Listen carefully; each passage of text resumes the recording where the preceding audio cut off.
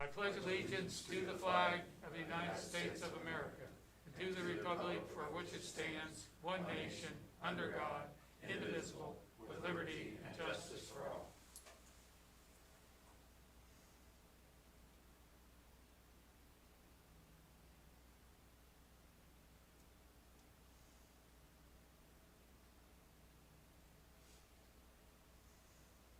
Thank you.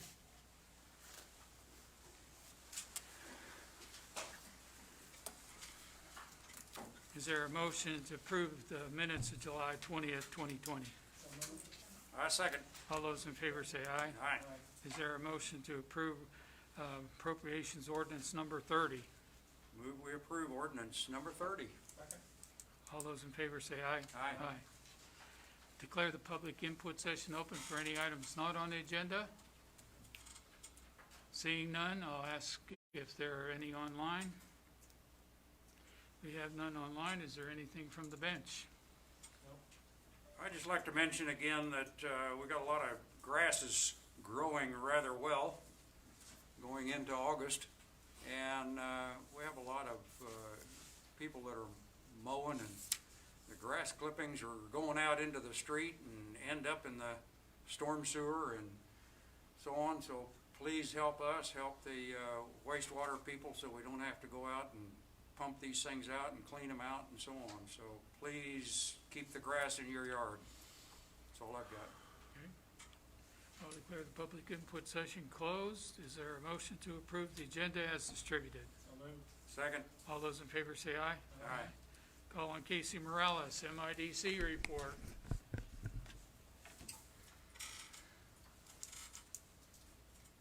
So, can you guys hear me okay? Yep. Well, thank you for having me here today. I just want to say that before the pandemic, it was looking like a really good year for McPherson Industry. Do we want to dim this light at all, or can to give you kind of an idea of why we say that, this slide you can't really see it very well, but what this slide is showing you is a comparison between Q1 2019 unemployment, or excuse me, manufacturing employment, and you can see, well, you should be able to see that we were currently sitting, and I say currently because this is my most recent data, at 5,292 manufacturing jobs, which is 11% over last year. The next slide would show you our commuter data, and this is a comparison between 2018 and 2019, and we had about an 18% growth from people commuting in from outside of McPherson for work. You can see there on that table there below how that breaks out, but again, it's about an 18% growth. So I'll be curious to see what Q2's numbers look like, but they were looking really, really good for at least the first quarter. So although 2020 has presented some challenges, our manufacturers are very optimistic about the future, so we should be too. Before the pandemic, we had 5 expansions in motion, and actually I'm happy to report that all of them are still moving forward. These next 3 slides just give you a visual idea of what's going on at these sites of three of the 5 expansions. So this first one is S&R Warehouse, and then you'll see some updated pictures from Piping Technology, and then Mid-Kansas Machine.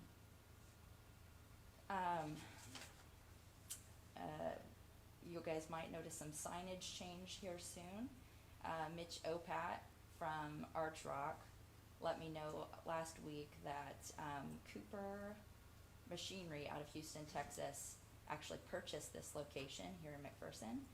And Mitch will continue to lead the McPherson operation as well as head the entire Turbocharger Solutions International Division.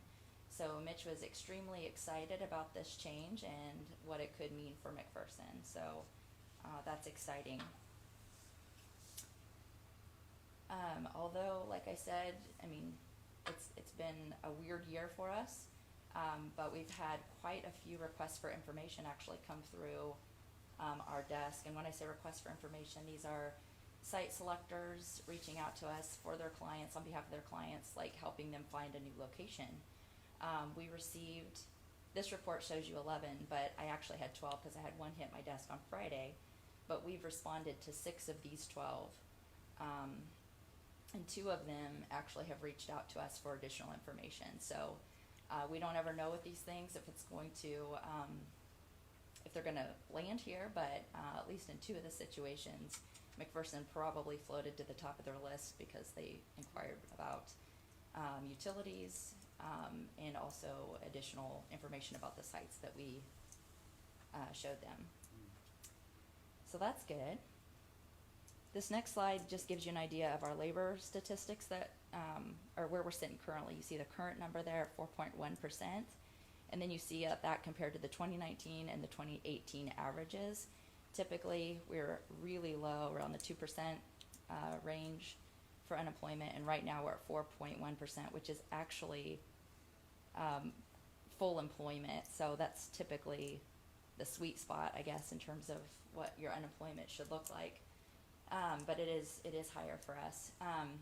There at the bottom, you do see the regional numbers and what that looks like. So regionally, it's 7.35%, and you can see what it typically is, or what the averages were for 2018 and 2019 there in that table below. The next slide, and again, if you have this electronically, so if anybody wants it, you can send it out. But this shows you what the numbers look like every month. Especially, I thought it was interesting for you guys to see, like during the shutdown time, where we peaked out at. We peaked out in April at 5.8%, and during that time in the region, it was about 10%. So you guys can dig into that a little bit further if you'd like Sure. to. Last Thursday, I received updated wage information from the Department of Labor, so we will be getting this new updated information out to our employers so that they can make any adjustments or, kind of see where they're at compared to the other SOC codes in the region. But basically, this just kind of gives you an idea of where we're sitting, where in terms of our median hourly wage, we're about the 36th highest out of 105 counties. And our median wage did increase by 1 cent. So it's going up. But anyway, you see how we are in the region as well. And one of our resource partners that we subscribe to for some of the data that I pull for labor statistics and other economic data is Chimera Economics. And they recently, in the last month or so, have sent out some vulnerability index data, which kind of just shows the impact that COVID has on unemployment and how, I guess, vulnerable you are. So the average score here is 100, and that represents the average job loss. So higher scores would indicate a degree to which the losses may be greater. So an index of 200, for example, would indicate that your area has a vulnerability of losing twice as many jobs, and that if you had a score of 50, you would lose half as much as the national average. So the next slide shows you how McPherson looks compared to the surrounding area there at that bottom, the bottom table, and we're at 68%. We rank 57th in Kansas and about 2,400 in the U.S. And the lower the number, the higher your vulnerability is. So you can see the comparison there. And actually, I messed up on Marion. Those numbers should be, and also Rice, they should be switched there. Sorry about that. But anyway, you see how we are with the region. And then if you want to look at the Kansas/Missouri MSAs, you can kind of see how that looks. So anyway, if you're interested, that's that information for you. So lastly, I just want to say that, although it's been a really difficult year, our employers are extremely, well, I shouldn't say extremely, they are still optimistic. They're still expanding.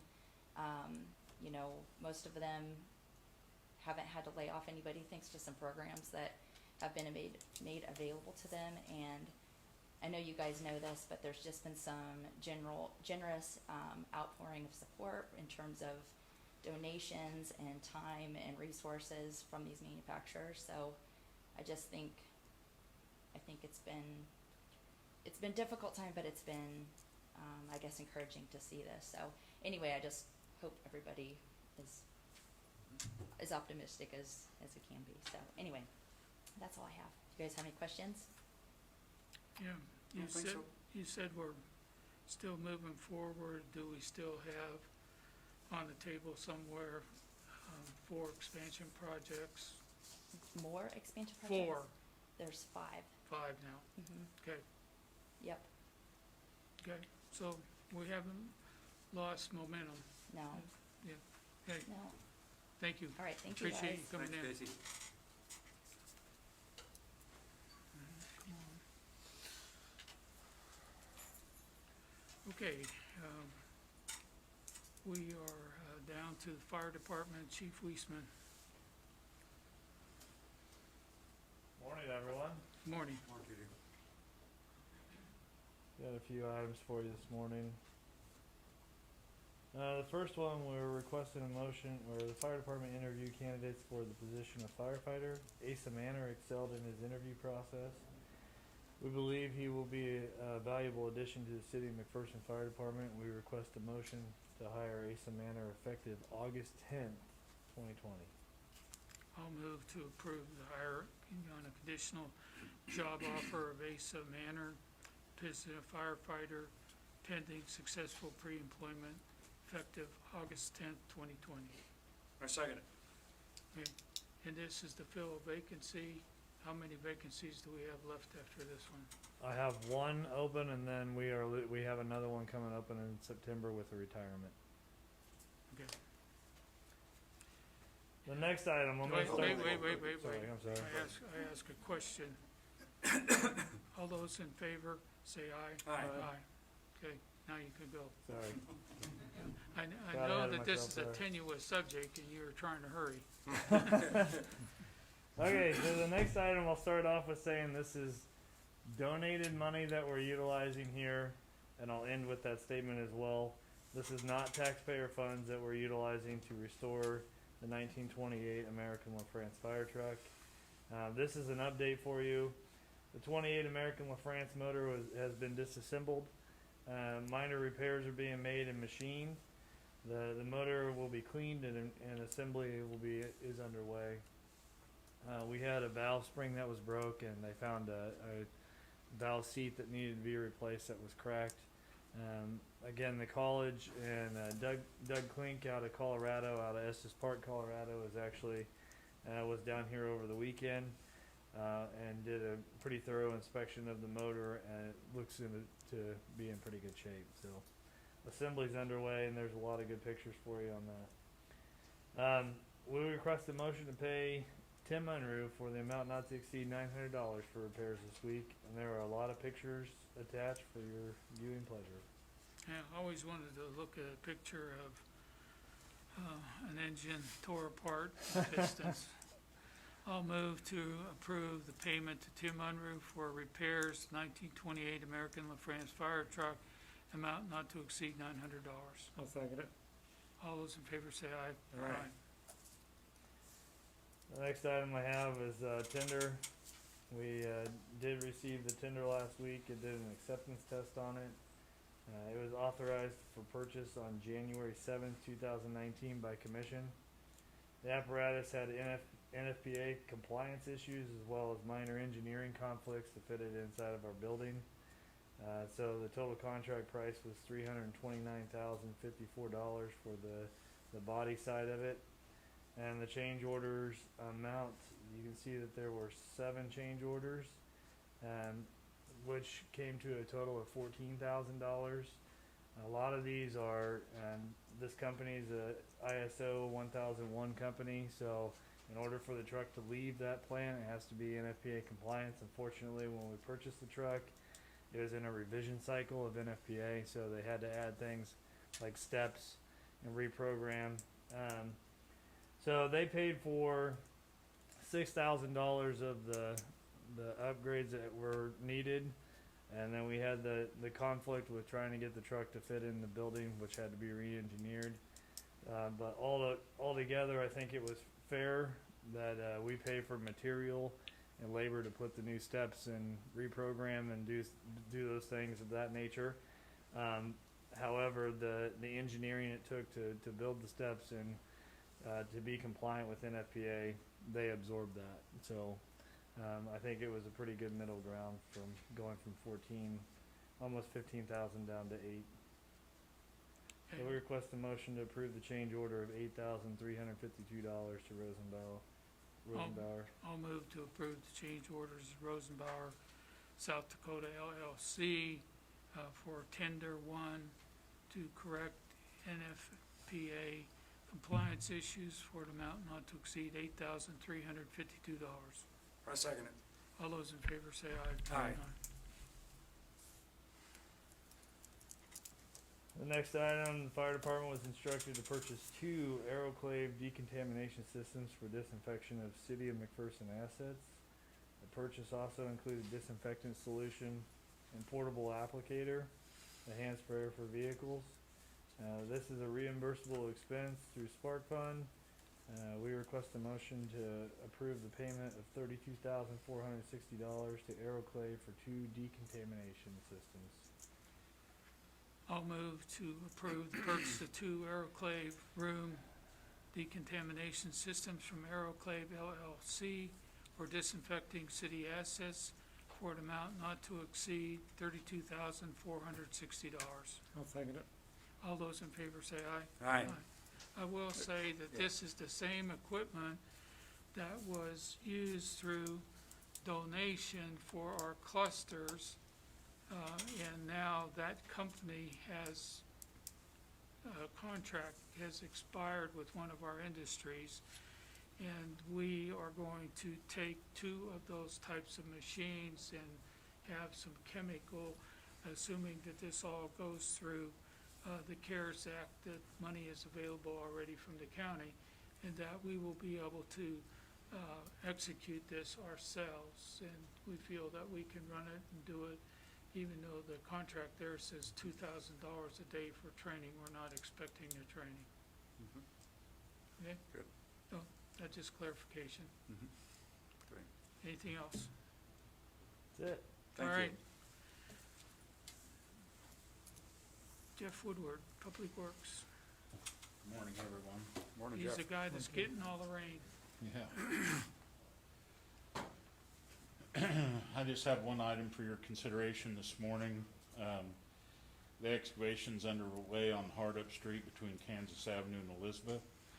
During the excavation, the existing service to the traffic signals found to be only 12 inches deep. The service will have to be lowered before project work can be accomplished. We received a quote from Headland Electric in the amount of $4,110. Time is of the essence to get this work completed so we don't hold up the project. Yep. I move that we hire Headland Electric Incorporated to install new electrical service for the traffic signal at intersection of Kansas Avenue and Hardup Street for a cost not to exceed $4,110. I'll second it. All those in favor say aye. Aye. And with that, I'd like to give you an update on the construction projects we have ongoing at this time. First is the Grimes-Anna Street reconstruction project. Work continued on general cleanup items. We hope again this week to finish that project up. Next is the Hardup Elizabeth Street reconstruction project. Hardup Street, the second 350-foot section south of Hancock. Work was delayed due to a resident moving. The street is scheduled to be placed actually tomorrow, but with this rain it may be held off even again. Hardup Street, Elizabeth, Kansas, the electric service was lowered. Excavation and compaction were completed. The rock base was scheduled to be started, but it wasn't able to be done on Saturday. Hardup Street, Avenue A to Hancock is closed to through traffic. Local access from Avenue A, Hancock, and sites. Through traffic on Hardup is detoured onto Park. Hardup Street, Elizabeth to Kansas remains completely closed. Next is an update on the Halts Area Drainage Project. The box culvert on First Street was placed last week. The pavement for the box at Wheeler, Crescent, Myers was completed.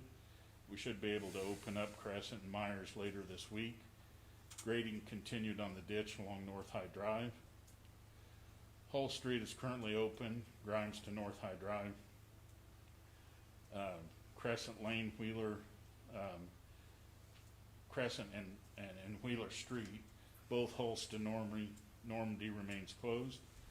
First Street is closed between the high school and North High Drive. Traffic is being detoured on Maxwell, Kansas and Maine. The next project is the Chestnut Street Improvement Project.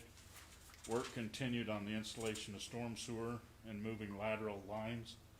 That work continued. Storm sewer should be completed this week, and work continued on the curb and gutter. The street will remain open to traffic through construction when possible, with very limited street parking. There will be times when the streets will be closed, but the residents should be able to access their property from one end of the block or the other. And finally, I'd like to remind everyone that weekly construction updates, road closures and detours, and planned road closures and planned detours are available on the city's website at www.mcpcity.com. That's You all I want- have unless there's any questions. Do you want to say anything on mill and overlay? Yeah, I should have added that. The mill and overlays have started. I believe they have 6th Street, Walnut, and Oak Park milled, and they should be moving now to Hulse and Northview. And latest I heard, the overlay should start on Wednesday. Okay, thank you. Uh-huh. And that overlay's starting on Northview, is that correct? Should start on Northview. Yeah. Okay, calling Tammy Seeley, Human Resources Matters. Good morning. Morning. Today, just as a recap, on March 16th, the City Commission adopted a physical capacity profile testing policy and designated advanced physical therapy as our physical capacity profile testing location. So over the last several months, we've reviewed job descriptions that are relevant for physical capacity profile testing, and then some other jobs that, like some administrative assistants, that will not be subject to the physical capacity profile testing, but since we were in that department, like the police department, fire department, we went ahead and updated those job descriptions as well. So then included in this is a specific, for each job, what their classification is going to be for their workload for each job. So this morning I'm requesting a motion to approve the safety sensitive job descriptions to include the Department of Labor physical demand levels and updated support staff job descriptions as presented. And then a second motion to approve the process of starting testing with the physical capacity profile testing. Yeah, you want to take I one? move that we You approve, can take two. approve the safety sensitive job description to include the Department of Labor physical demand levels and updated support staff job descriptions as presented. I'd second that. All those in favor say aye. Aye. I'd make the motion to approve beginning the process of physical capacity profile testing as part of the post-offer employment process when applicable, effective August 3rd, 2020. I second that motion. All those in favor say aye. Aye. Thank you, Okay, Tammy. thank you. A lot of work went into that. Okay, we'll go to the administrative report. Are you going to do the ordinance, or Janetta come up and do the bond ordinance?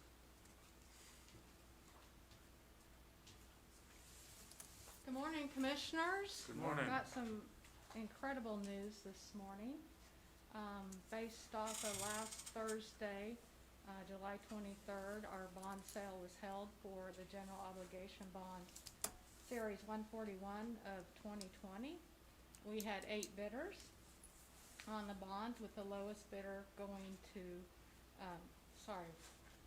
all masks are not created equal. They all do not fit well. So today's my first day with this mask, so I'm struggling. Put a little bit of bubble gum on your nose. Yeah, something. This one is not working. With the low bidder being Country Club Bank with a true interest cost of 0.767904%.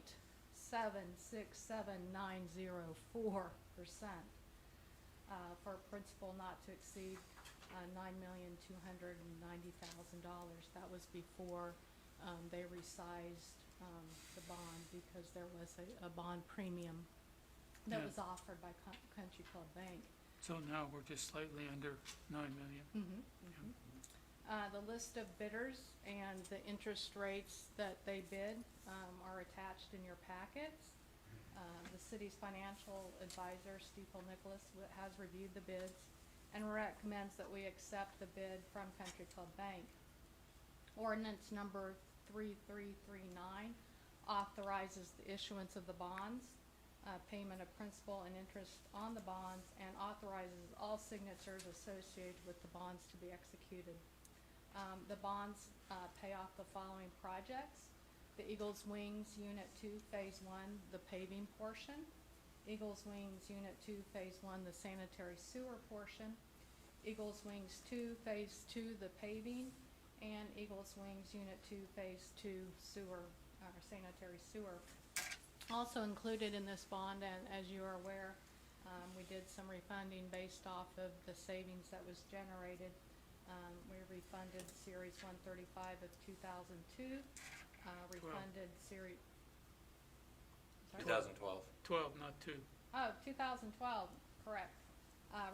Refunding Series 136 of 2013, as well as a KDHE loan from a 2009 wastewater treatment plant improvement. Also, attached in your packet is the final savings that was generated from these refunding of the Series 135, 136, and the KDHE loan. The savings total is $811,484, with a present value savings of 8.523 overall.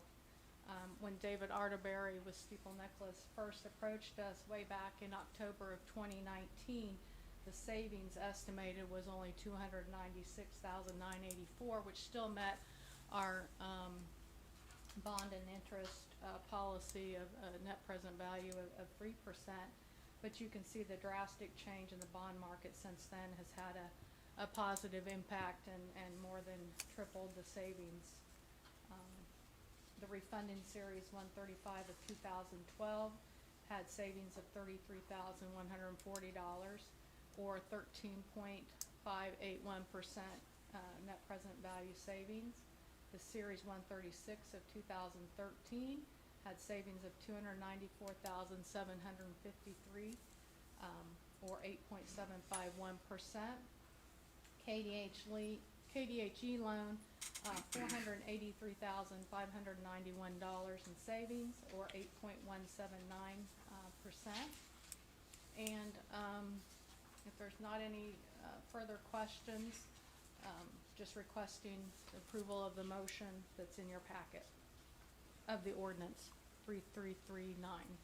Okay, I'll move to adopt ordinance 3339, an ordinance authorizing and providing for the issuance of general obligation bonds, Series 141 of 2020 of the City of McPherson, Kansas, providing for levy and collection of an annual tax for a purpose of paying the principal of and interest on said bonds as they become due, authorizing certain other documents and actions in connection thereof, and making certain covenants with respect thereof, and authorize the mayor to sign all related documents. I'll Right. sec- Go ahead. I'll second it. All those in favor say aye. Aye. Aye.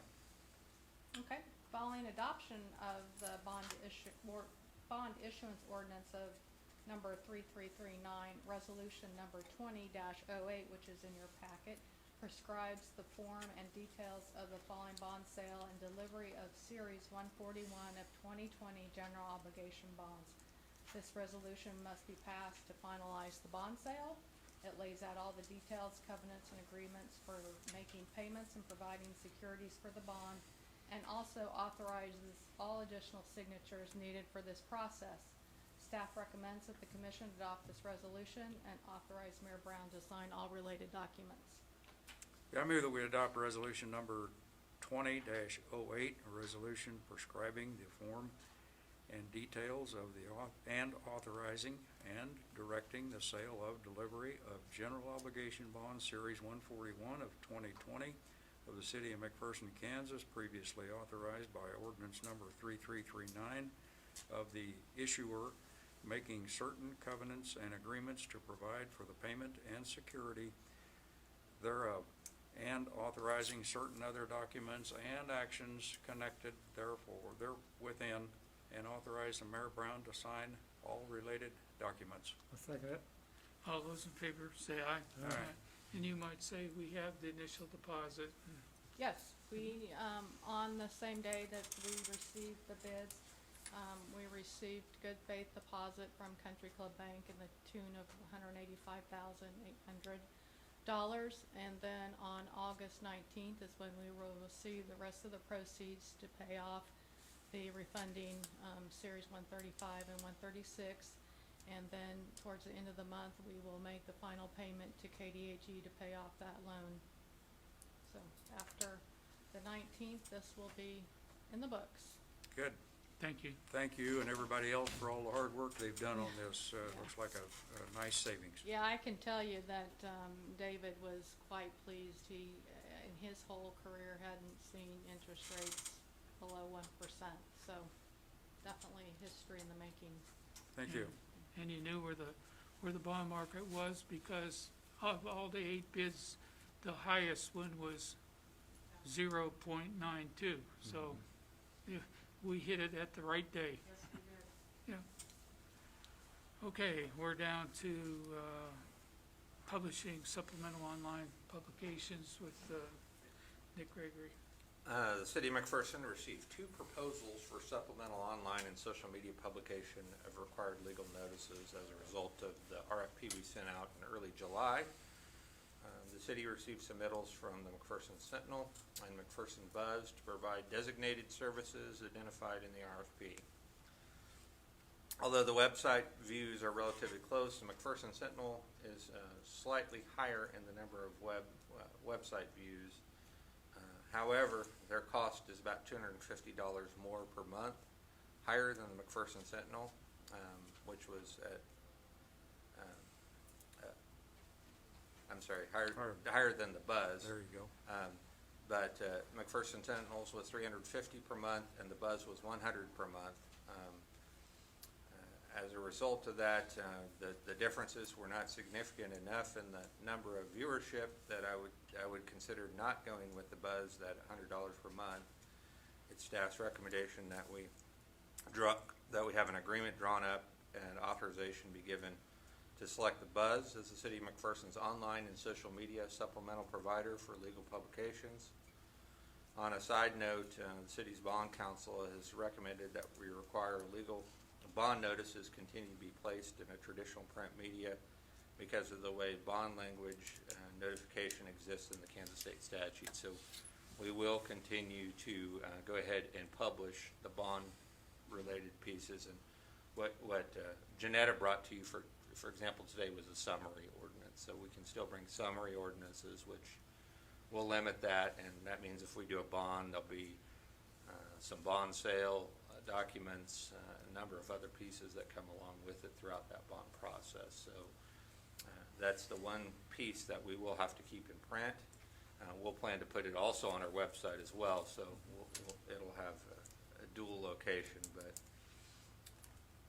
And as a result, we're printing as I mentioned, we're going to go ahead and print that in the Sentinel, and that'll go Sunday, I think. Is that right? Okay. So with that, the recommendation of the staff is to go ahead and go with the McPherson Buzz.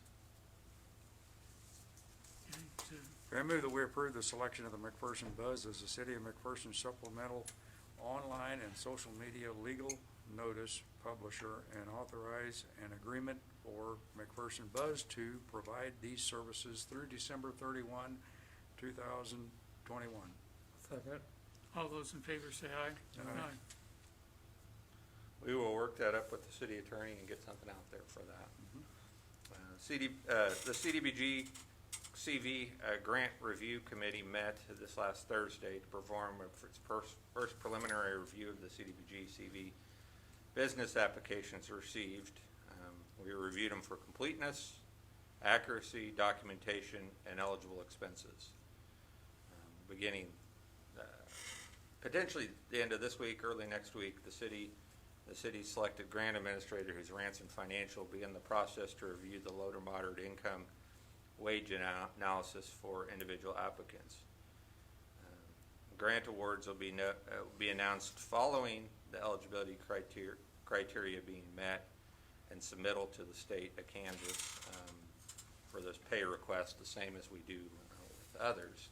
We expect that the first awards will be given sometime in early to mid-August, depending on the time frame it takes to get those reviewed. The plan would be, so the committee met on Thursday. As part of what they did on Thursday, they reviewed more of the expense side of it. So we went through and said, are all of these complete? As they were completed, there were a handful that didn't have everything completed, and we'll be going back to them to make a request for them to update their information. It was the decision of the committee that if they were not complete, we'd move them to the end of the review, or of the review piece. And so there were probably about 3 that we moved back to the end because of they lacked completeness, or they were missing major pieces with them. But for the most part, everyone submitted pieces that go along with that. So what we'll do is we'll be sending out the grant administrator in the order that we reordered them yesterday, adding those 3 to the backside, and we'll actually send out the grant reviewer to review the wage piece in the order of how they've been reordered. And so they'll go through there, and as they meet the requirements, what we'll do is we'll bring it straight to the governing body, and we'll try to give out those funds as quickly as we possibly can, with the hope that they'll be given out, hopefully before the end of August. We will have given out all the funds available. So that's just to give you a little bit of an update on where we're at with that. We're moving as quick as we can with this. Unfortunately, it's a federal grant process, so there are some things that make it a little bit slower, and there are a few things we'll have to do that's official parts of the grant to make sure we can give those funds out. But I think we had a really good meeting, and we'll be reaching out to all of the grant applicants here this week to kind of fill them in and update them on this process.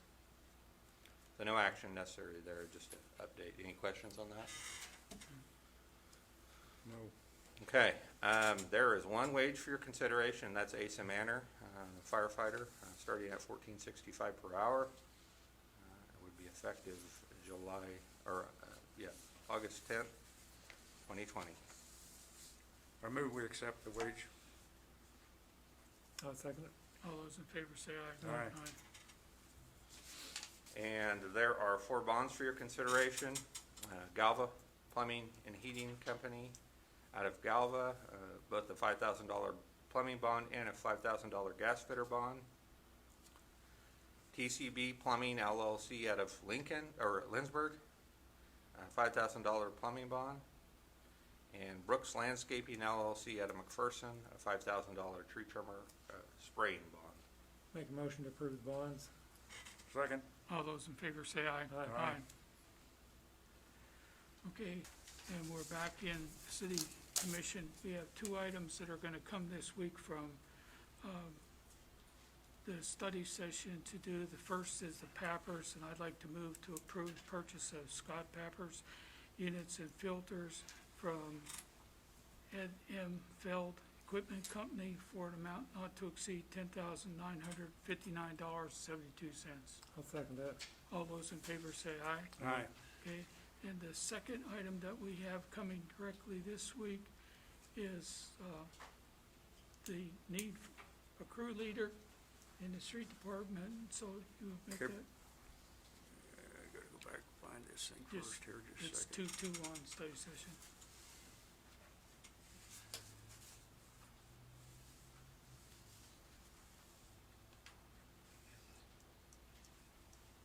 There.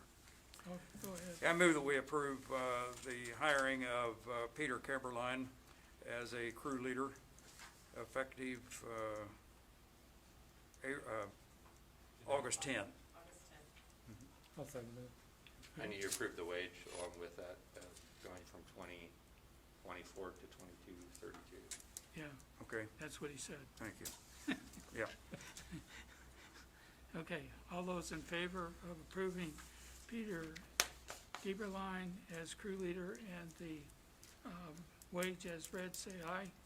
Aye. Aye, okay, it's approved.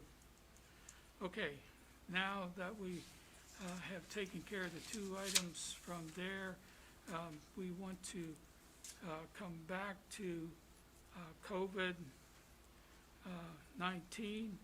and I would ask that we take a look at the Kansas map of Harvard Global Health Institute. It's coming up here in a minute.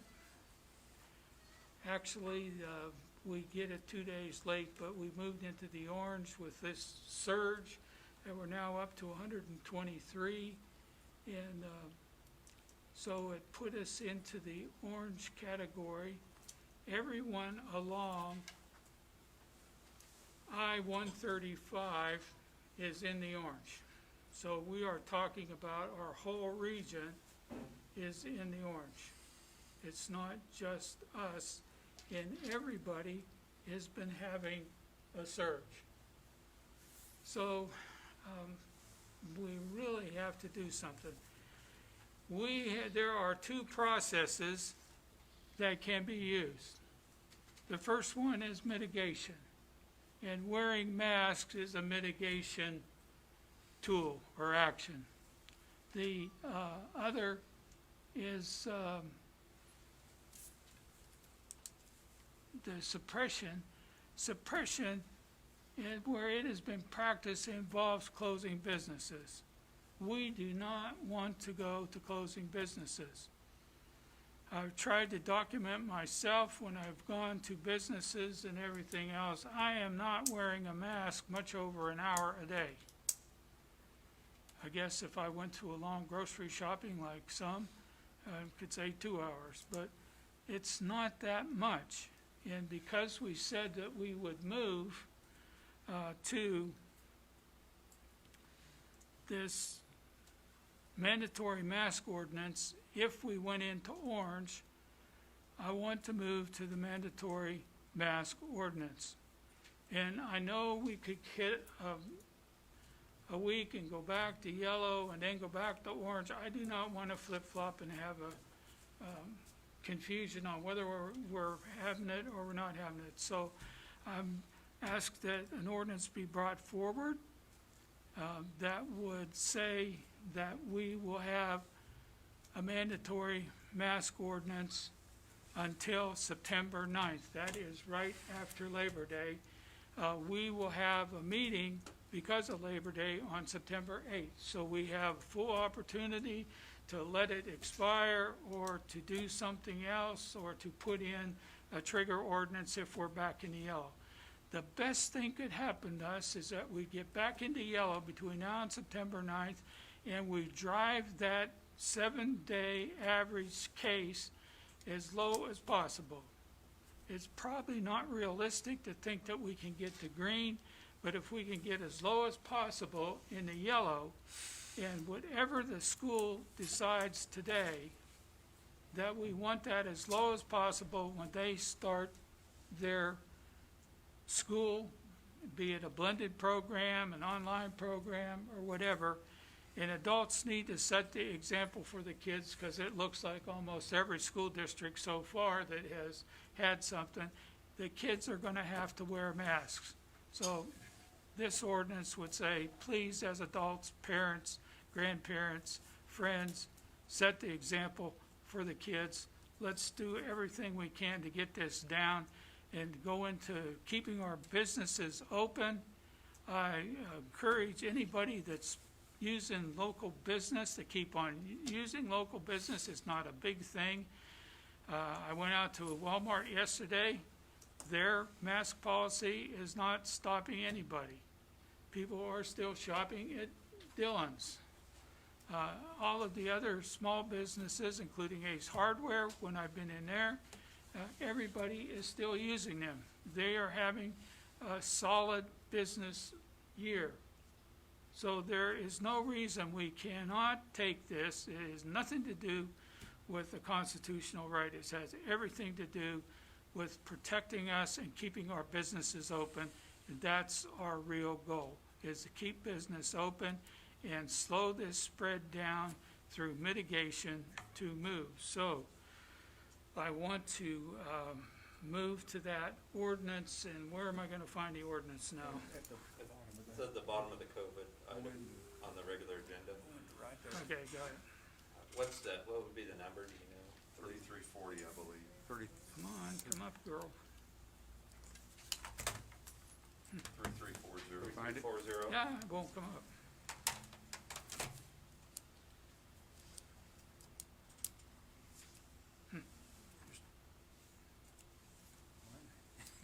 Anyways, mine's frozen, it's up on a screen.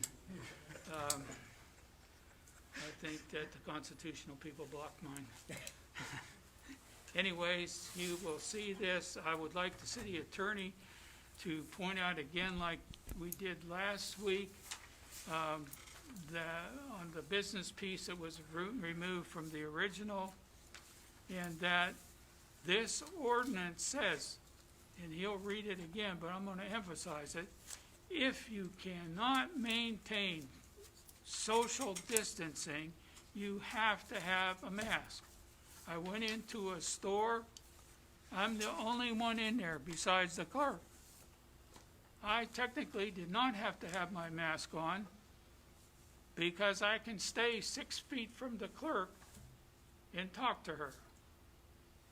And it's not.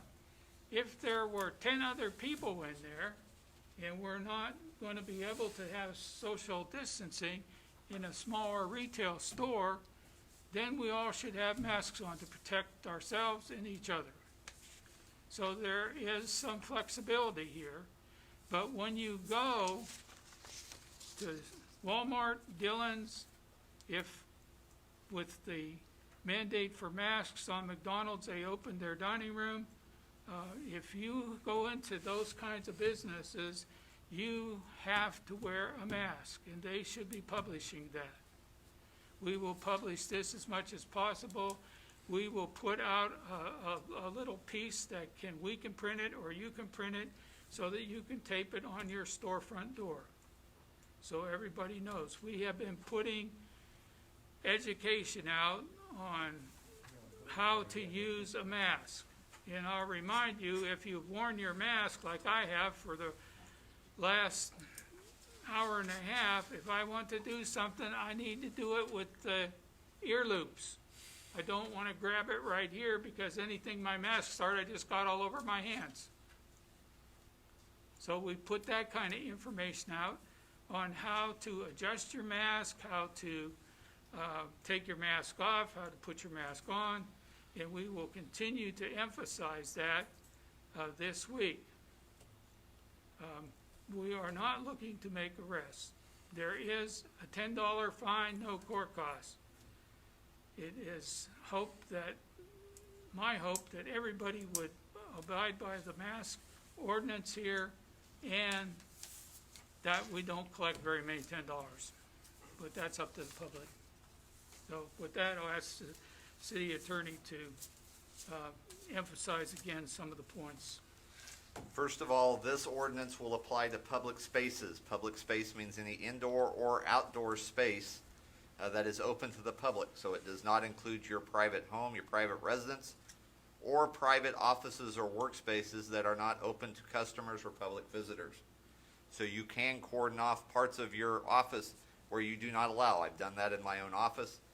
We have one corridor that the public is allowed to use, the 2 conference rooms, but they are not allowed, for example, to come back to my individual office. That is not a public space.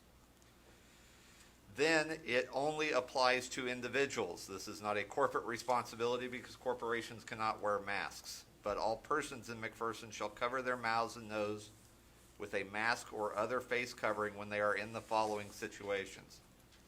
Number 1, inside any indoor public space where distancing of 6 feet at all times is not possible.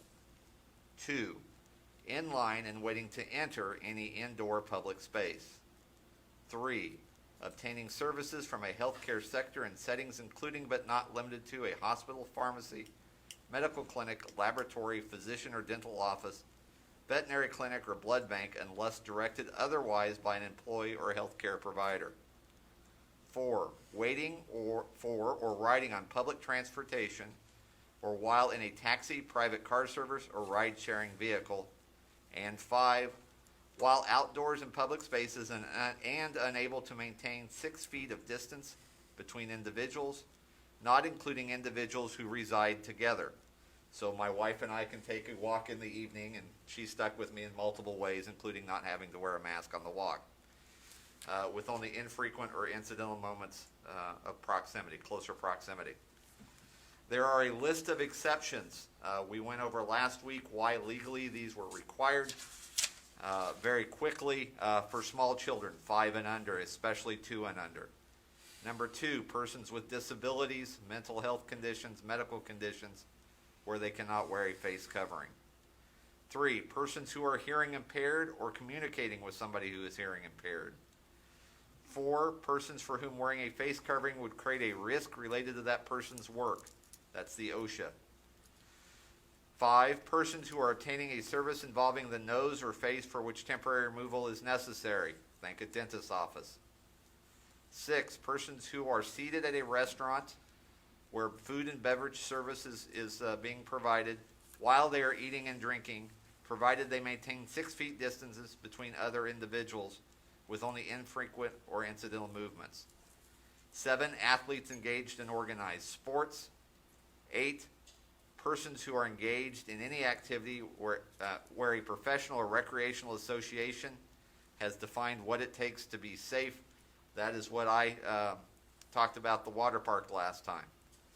9, persons engaged in the court, because that is controlled by the Chief Justice of the Kansas Supreme Court. 10, persons engaged in lawful activity during which wearing a mask is prohibited by law. That was voting. 11, persons engaged in religious activities protected under the First Amendment. However, religious institutions are strongly encouraged to maintain social distancing, appropriate hygiene, and mask wearing. And 12, so there is no confusion, persons at the McPherson Water Park, so long as protocols announced by the water park from time to time are maintained, masks shall be worn in line awaiting entry to the facility. That's the prohibitions and the exceptions. Okay, there's plenty of leeway in the situations that have been brought up in testimony, and to try to accommodate people that may have an issue with a mask. Other than that, I think it's clear. The number on this again is 20 No, this is 3340. This is an ordinance. 3340, I'm sorry. Yeah. 3340. It is, I would like to move that we adopt ordinance 3340 as delivered this morning.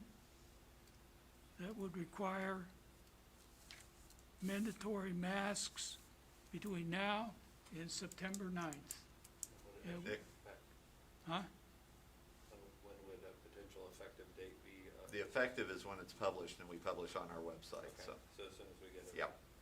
I would say that I would like for you to publish on Wednesday, so we have 2 days to try to communicate out to people to get it. So we will be going from July the 29th at 12:01 a.m. until September the 9th at 12:01 a.m. So is there a second to the ordinance to? I'll second it. So it's been moved and seconded that we adopt ordinance 3340, effective Wednesday, the 29th at 12:01, and that we will publish on today and tomorrow as much as possible. Ask the radio station, Any other publications, McPherson Buzz, McPherson News, McPherson Sentinel, please put this out, and we'll go from there. Are we ready for a vote? Yes. All those in favor say aye. Aye. Aye. It's unanimous. We will adopt it. Our basic ordinance was adopted last Monday by Lindsberg. So we have 2 major cities in McPherson County to do that. I would like to come back to a resolution now of 2008. And this recommendation, Resolution 2008, is requesting the McPherson Board of County Commissioners reconsider the decision regarding exempting McPherson County from Executive Order 2052, which requires individuals to wear a mask or other coverings. Because this is a regional thing, we're all orange up and down 135. I would like to have the county commission reconsider their stance as well. So we would pass this resolution and send it over to the county commission so that our entire county, not only just McPherson and Lindsberg, is in this position. I agree. So, Just as a correction, this is 2009 now, so. 2009? We just moved it over, but. Okay, we all right. actually assigned 2008 already. all right, so 2009, it is what I've just said. I'll move that we adopt resolution 2009. Is there a second? Second. It's been seconded. Any further discussion? All those in favor say aye. Aye. Aye. Okay, we will send our recommendation to the county commissioners.